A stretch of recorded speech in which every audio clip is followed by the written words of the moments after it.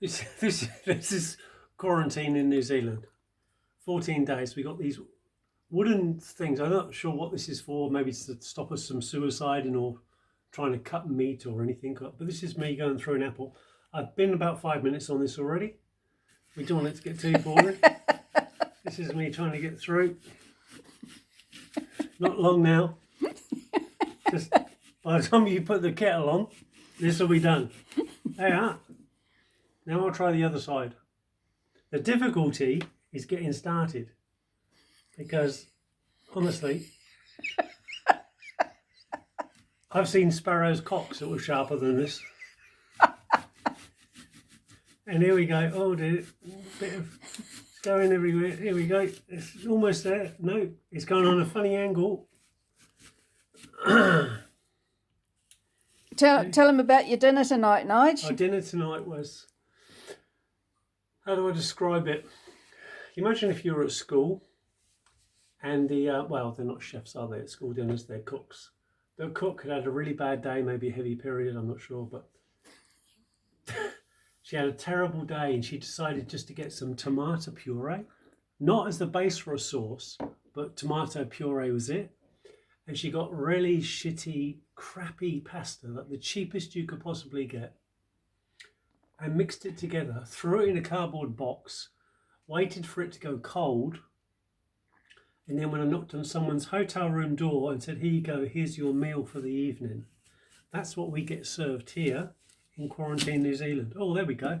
I managed to Hey! cut it. So look at that. Now, how appetizing is that? Isn't that delicious? Now, More delicious than our meal. You might be thinking, why am I not using a plate? It's because we don't have plates. We have cardboard boxes. Again, I think there might be some sort of suicide prevention or whatever it is. This is my fork, 3 days old. I keep it just in case I want to have a tasty evening snack. Now, the funny thing was, 4 days ago was Christmas Day, and the receptionist said to my wife, well, you'll have something sparkling with lunch. She was just thinking champagne. Oh my God, a miniature can of Coke.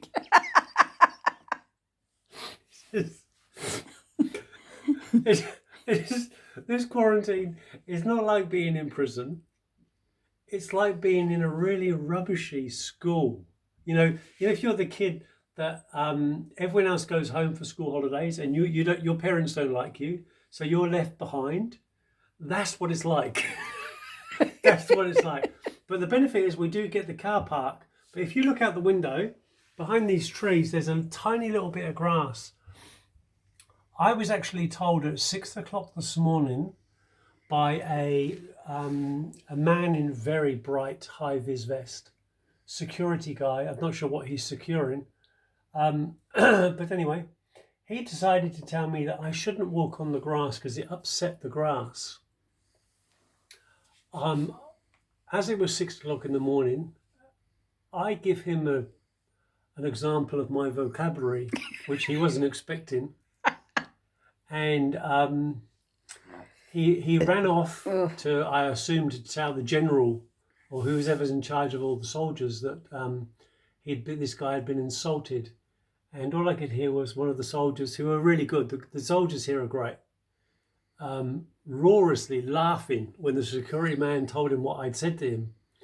And yeah, he sheepishly walked away, but apparently you're not supposed to walk on that grass. So I'm making a point of walking on that grass at every opportunity, which for me makes me feel a little bit better about my evening meal, which I will now enjoy in the privacy of my boudoir.